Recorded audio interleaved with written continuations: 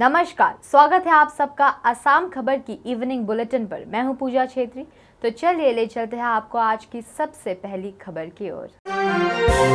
गुवाहाटी में Marwari hospital in association with Lions club की तरफ से फ्री हेल्थ चेकअप कैंप आयोजित। Marwari hospital in association with Lions club of Guwahati की तरफ से फ्री हेल्थ चेकअप कैंप आयोजित किया गया। नारंगी स्थित एचएल पोद्दार कॉम्प्लेक्स में इस कैंप का आयोजन किया गया।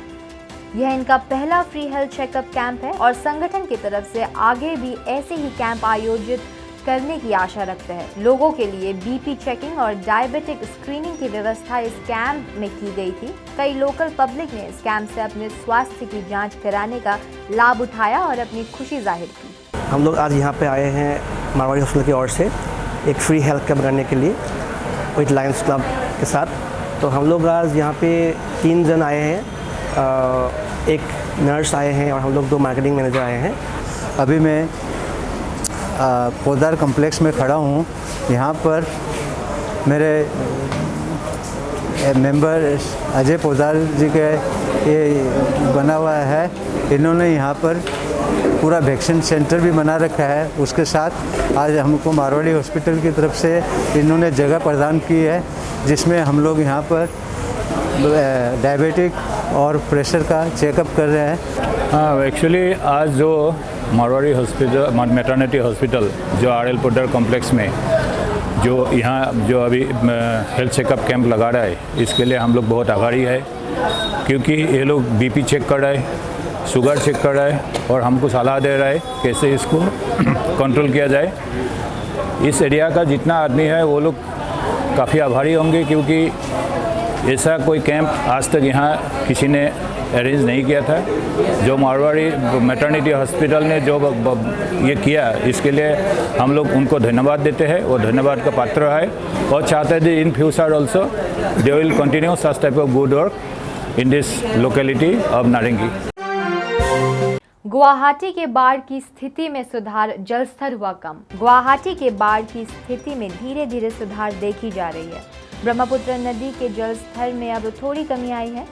वहीं फैंसी बाजार स्थित लाचीत घाट में भी जलस्तर कमता हुआ दिख रहा है, लेकिन राज्य के अन्य जिलों में बाढ़ की स्थिति जस की तस बनी हुई है। कार्बी आंगलोंग में शांति बहाली का प्रयास। बहुप्रतीक्षित कार्बी शांति समझौते को आज दिल्ली में एक मुकाम दिया जाएगा। आज नई दिल्ली में केंद्र सरकार, असम सरकार और कार्बी उग्रवादी संगठनों के साथ शांति समझौते पर हस्ताक्षर होने हैं। इस दौरान कार्बी आंगलोंग के 6 आत्मसमर्पणकारी उग्रवादी संगठन KLNF, Karbi people's liberation tiger यानी KPLT के 3 गुट, PDCK और यूनाइटेड पीपुल्स लिबरेशन आर्मी यानी UPLA संगठन शामिल रहेंगे। जानकारी के अनुसार इन सभी संगठनों में तकरीबन 1500 कैडर शामिल है। वहीं समझौते पर हस्ताक्षर के दौरान दिल्ली में मुख्यमंत्री हिमंता बिस्वा शर्मा भी मौजूद रहेंगे। रेलवे नेटवर्क से जोड़ा जाएगा कोहिमा, NF रेलवे के GM ने दी जानकारी। नागालैंड की राजधानी कोहिमा को जल्द ही रेलवे मानचित्र से जोड़ा जाएगा। नागालैंड के मुख्य सचिव के साथ NF रेलवे के महाप्रबंधक अंशुल गुप्ता ने बैठक के बाद इस बात की जानकारी दी है। अंशुल गुप्ता के अनुसार 2026 तक परियोजना का काम पूरा कर लिया जाएगा। अंशुल गुप्ता राज्य के रेलवे कनेक्टिविटी के लिए स्थलों का निरीक्षण करने के लिए 2 दिवसीय दौरे पर है। मुख्य सचिव के साथ बैठक के बाद पत्रकारों से बात करते हुए अंशुल गुप्ता ने कहा कि उनके दौरे का उद्देश्य मूल रूप से यह देखना है कि वह राज्य की राजधानी को कितनी तेजी से रेल से जोड़ सकते हैं। मुख्यमंत्री ममता बनर्जी भवानीपुर सीट से चुनाव लड़ेंगी। चुनाव आयोग ने राज्य सरकार के विशेष अनुरोध पर पश्चिम बंगाल में उपचुनाव की घोषणा की।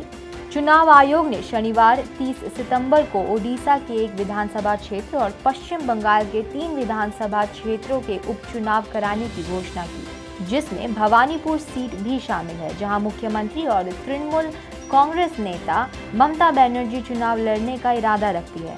चुनाव आयोग के एक प्रेस नोट के अनुसार पश्चिम बंगाल के मुख्य सचिव ने सूचित किया है कि प्रशासनिक अत्यावश्यकताओं और जनहित को देखते हुए और राज्य में 1-0 से बचने के लिए भवानीपुर के लिए उपचुनाव, जहां से CM ममता बनर्जी चुनाव लड़ने का इरादा रखती है। बीपीएफ ने भाजपा को भेजा दोस्ती का प्रस्ताव। कांग्रेस महागठबंधन का हाथ छोड़ हग्रमा मोहिलारी की पार्टी बीपीएफ ने भाजपा को अपना दोस्ती का हाथ बढ़ाया है। बीपीएफ ने एनडीए गठबंधन में शामिल होने के लिए अपना प्रस्ताव भाजपा को भेजा है। मुख्यमंत्री हिमंत बिश्वा शर्मा के साथ मुलाकात कर बीपीएफ प्रमुख हग्रमा मोहिलारी ने भाजपा गठबंधन में शामिल होने के लिए पार्टी का प्रस्ताव सौंपा। कुख्यात अपराधी का एनकाउंटर, लखीमपुर पुलिस की सफलता।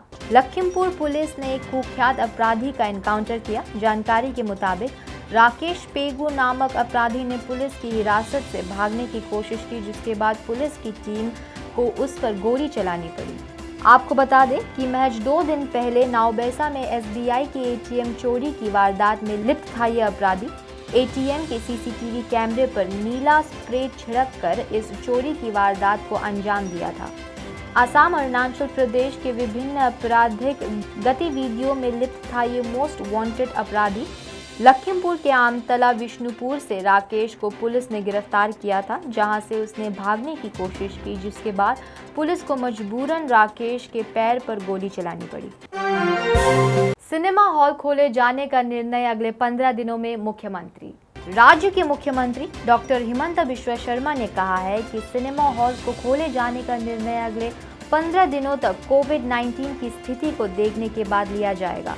उन्होंने कहा कि इस दौरान अगर संक्रमण की दर कम होती है तो सरकार सिनेमा हॉल को खोलने पर विचार कर सकती है। उल्लेखनीय है कि पिछले 1 तारीख से राज्य में कोविड-19 के चलते लगी पाबंदियों में कुछ ढील दी गई है। उस वक्त all Assam cinema hall employees association ने नाराजगी प्रकट करते हुए कहा कि सरकार ने राहत देने का निर्णय लेते समय उनकी परेशानियों के बारे में नहीं सोचा। राज्य के लगभग 80 सिनेमा हॉल में 2000 से अधिक कर्मचारी काम करते हैं।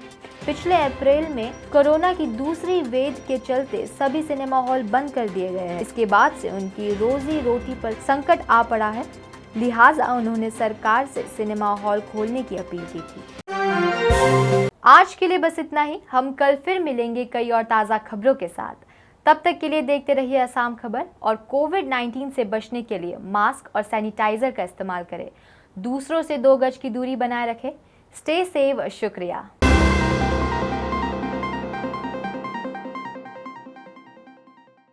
ऐसे ही ताज़ा खबरों के लिए हमारे चैनल को लाइक, शेयर और सब्सक्राइब करें। ट्विटर, इंस्टाग्राम और फेसबुक में फॉलो करें।